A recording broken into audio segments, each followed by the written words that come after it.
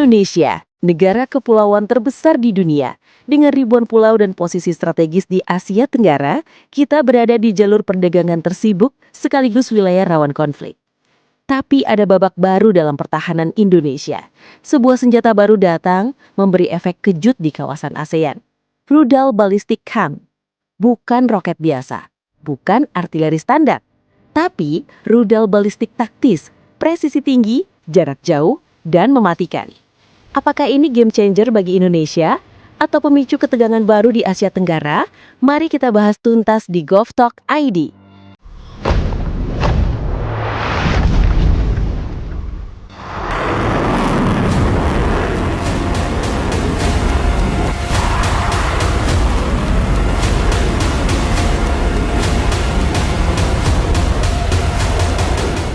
Rudal Cannon adalah rudal balistik jarak pendek buatan Roketsan Turki.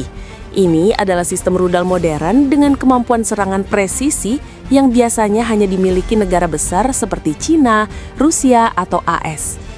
Spesifikasi utamanya, panjang lebih kurang 7,1 meter, diameter 610 mm, bobot sistem lebih kurang 2.500 kg, hulu ledak lebih kurang 470 kg high explosive. Jangkauan tembak 80-280 km. Sistem pandu INS plus GPS atau GLNAS. Akurasi tinggi dengan CEP kecil. Dengan kemampuan ini, Cannon bisa menghantamkan target strategis seperti pangkalan, pusat komando, radar, hingga infrastruktur vital musuh. Batch pertama Rudal Cannon tiba di Indonesia Agustus 2025 dan tampak berada di Kalimantan Timur. Sistem ini akan diserahkan penuh ke TNI AD pada 2026 setelah batch kedua datang. Diperkirakan 1 batalion Cannon sudah siap, ini kombinasi baterai markas dan 4 baterai operasional. Menariknya, penempatan awal berada di Kalimantan Timur, dekat ibu kota Nusantara IKN, dan wilayah yang berbatasan langsung dengan negara tetangga. Artinya, rudal ini bukan hanya untuk pertahanan, tetapi juga penegasan posisi Indonesia di kawasan. Kan punya beberapa nilai strategis yang sangat kuat. Pertama, jangkauan 280 km. Ini cukup untuk menjangkau pangkalan musuh, fasilitas radar, atau pelabuhan militer yang berada di sekitar perbatasan. Kedua, kemampuan presisi. Dengan hulu ledak hampir 500 kg, satu tembakan saja cukup merusak fasilitas vital.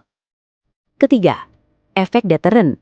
Negara yang mengincar wilayah Indonesia akan berpikir 2 kali sebelum melakukan provokasi. Keempat, cocok untuk geografi Indonesia. Dengan pulau-pulau besar seperti Kalimantan, Sulawesi, dan Sumatera, rudal balistik jarak pendek sangat ideal menjaga wilayah darat dan perairan sekitar. Inilah bagian yang membuat kawasan ASEAN panas dingin. Indonesia menjadi negara pertama di Asia Tenggara yang punya rudal balistik taktis modern. Dampaknya jelas. Malaysia. Penempatan Han di Kalimantan Timur jelas masuk radar mereka. Bukan ancaman, tetapi potensi kekuatan baru di perbatasan. Filipina. Negara ini semakin memperhatikan kekuatan Indonesia, terutama terkait zona perairan dan Laut Sulawesi. Singapura. Walau jauh, Singapura sangat sensitif soal keseimbangan militer ASEAN. Negara dengan klaim di Laut Natuna. Rudal presisi Indonesia memberi sinyal bahwa kita siap mempertahankan wilayah maritim kita. Alasan utama pembelian Rudal Cannon jelas. 1. Modernisasi pertahanan. Indonesia tidak ingin ketinggalan dalam perkembangan alutsista dunia. 2. Menjaga pulau-pulau besar. Konsep pertahanan Indonesia membutuhkan rudal jarak menengah untuk menjaga perimeter darat dan laut. 3. Hubungan strategis Indonesia-Turki. Turki adalah salah satu mitra pertahanan yang tidak rewel terhadap regulasi ekspor. 4. Harga lebih kompetitif. Dibandingkan rudal sekelas dari negara barat, kesimpulannya, Cannon adalah opsi efektif untuk memperkuat deterrence Indonesia.